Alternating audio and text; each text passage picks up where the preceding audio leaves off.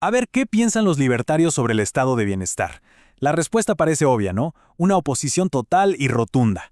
Pero, ¿y si esa imagen, aunque tiene algo de cierto, fuera solo la punta del iceberg? Pues vamos a sumergirnos en una historia que es mucho, pero mucho más compleja y, la verdad, bastante sorprendente. Ok, empecemos por lo que todo el mundo conoce.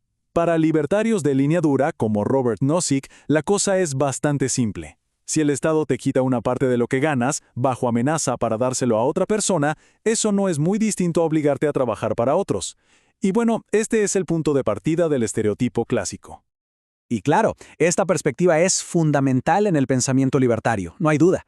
Sin embargo, quedarse solo con esta idea es como leer el primer capítulo de un libro y pensar que ya sabes cómo termina. La tradición intelectual libertaria es increíblemente más diversa de lo que uno se imagina. Antes de meternos en las grandes sorpresas, exploremos un poco esa visión más común. Pero ojo, que aquí es donde vamos a derribar el primer mito. La razón de esa oposición no es para nada la que la mayoría de la gente cree.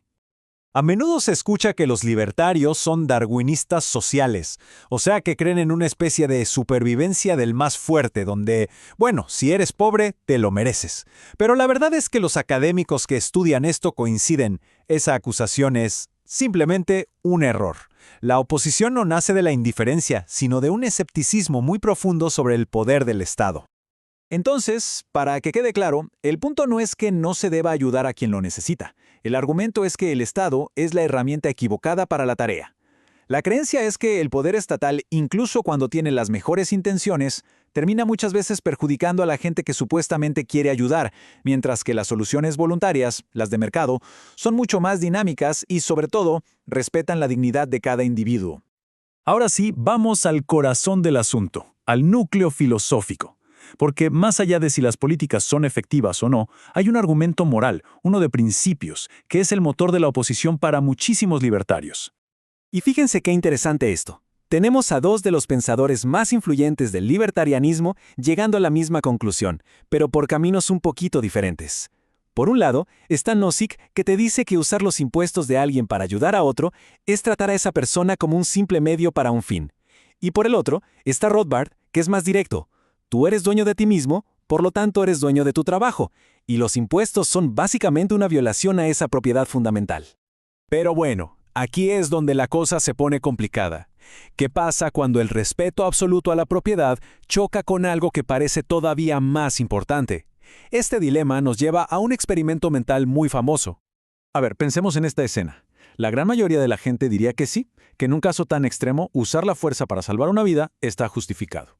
Entonces los que defienden el estado de bienestar usan esta analogía y dicen, ¡ahí está! La pobreza es como el niño ahogándose y los contribuyentes son como el espectador que no quiere ayudar. Pero, ¿es realmente una buena comparación? Pues aquí es donde la analogía empieza a hacer agua. Piénsenlo, el rescate del niño es algo de una sola vez, con un resultado súper claro y una necesidad inmediata, de vida o muerte. En cambio, el estado de bienestar es un sistema permanente, complejísimo, con efectos que no son para nada seguros, que a menudo crea dependencias y que atiende una gama enorme de necesidades, no solo emergencias extremas. Y bueno, justo cuando parecía que ya teníamos claro el panorama de la oposición libertaria, llega el giro en la trama. Porque hemos visto los argumentos pragmáticos y morales en contra. Pero ¿qué tal si les digo que la historia no termina ahí, ni de cerca? Sí. Así como lo oyen. Puede sonar a una contradicción total, pero es un hecho histórico. La idea de que el Estado tiene un rol, aunque sea mínimo, en ayudar a los más necesitados, no es para nada ajena al pensamiento libertario. Y no estamos hablando de figuras secundarias, para nada. Empecemos por el mismísimo padre del libertarianismo, John Locke.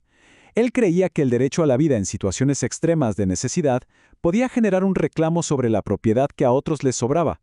Para Locke, esto no era solo caridad, ojo, era una cuestión de derecho. Y el giro se pone todavía mejor. Escuchen esto. Hasta Friedrich Hayek, que es quizá el crítico más feroz de la idea de justicia social, defendió una red de seguridad mínima. Para él, asegurar un ingreso básico era una función legítima del gobierno para que la sociedad de mercado pudiera justamente funcionar bien. Entonces, dentro del libertarianismo, tenemos como dos grandes caminos para justificar una red de seguridad. Por un lado está la tradición del liberalismo clásico, que lo ve como una forma de asegurar que el sistema de mercado nos beneficia a todos, haciéndolo legítimo.